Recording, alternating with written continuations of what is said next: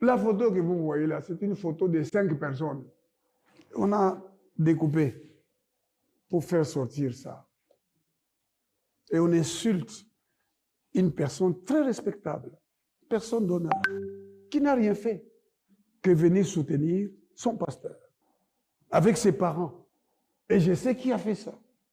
Et je vais y répondre. Plusieurs personnes m'envoient ça. Je ne réagis pas. D'autres, je réagis de manière un peu... je ne réagis pas énigme. Je leur donne des versets bibliques. Aujourd'hui, j'ai dit quand même quelque chose un peu plus clairement, mais il y a d'autres choses à dire sur ça. On m'a collé quelqu'un qui n'est ni ma fiancée, ni mon épouse. Et on dit, voilà, un homme aussi âgé. D'abord, bibliquement, je vais vous le demander, vous, qui parlez. Dans la Bible, les femmes se marient à quel âge? Dans notre loi, les femmes se marient à quel âge? À quel âge? À 18 ans.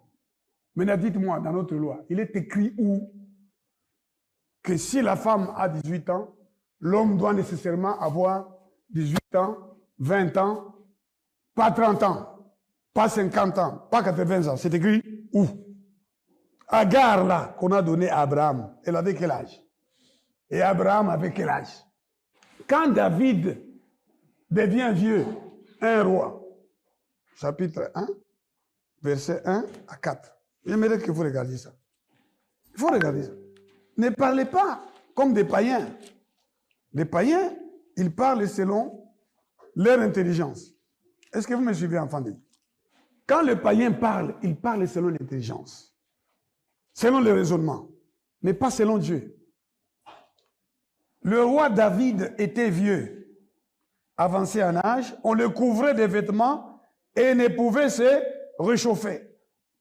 Ses serviteurs lui dirent que l'on cherche pour mon Seigneur le roi une jeune fille vierge. On a dit qu'on cherche pour mon Seigneur le roi une femme. Hein? C'est ce qui est écrit dans la Bible. Si vous lisez la version Chouraki, on vous dira qu'on cherche pour le roi une adolescente. Qu'on cherche pour mon Seigneur le roi une jeune fille vierge, qu'elle se tienne devant le roi, qu'elle le soigne, qu'elle couche dans son sein. Et mon Seigneur le roi se réchauffera. Mais David, là, avait plusieurs femmes, non? Mais ces femmes ne le réchauffaient plus. Or, quand vous lisez dans Ecclésiaste, la Bible dit, quand deux couchent en chambre, ils auront chaud.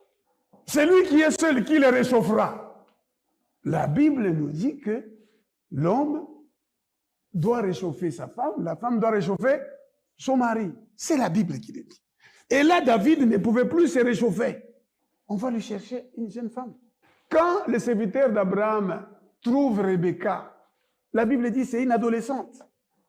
Genèse chapitre 24. Et Isaac, pour qui il vient chercher la femme, il a quel âge? Une adolescente. Je crois qu'Isaac doit avoir dans les 40, 45 ans. C'est bien de regarder avec précision au chapitre 25 de Genèse.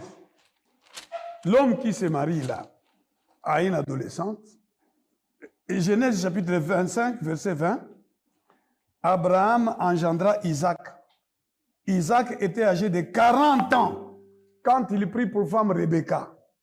Genèse chapitre 25, verset 20.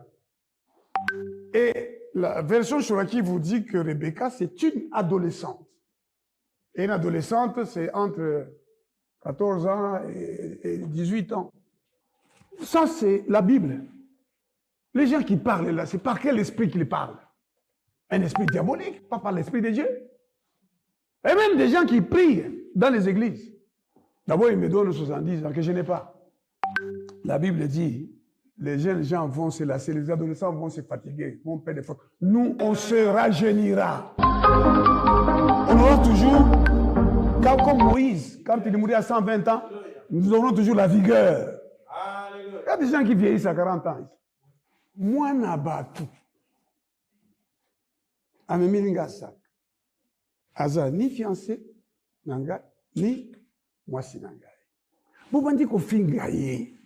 Une femme respectable, honorable, qui mérite d'ailleurs qu'on l'épouse. Babambingaye. Eh bien, je vais interroger le Seigneur. Nani mutazo bambanga ye. Eza yo nzambe.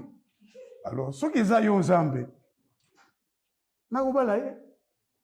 Mais elle n'est pas ma femme, elle n'est pas ma fiancée.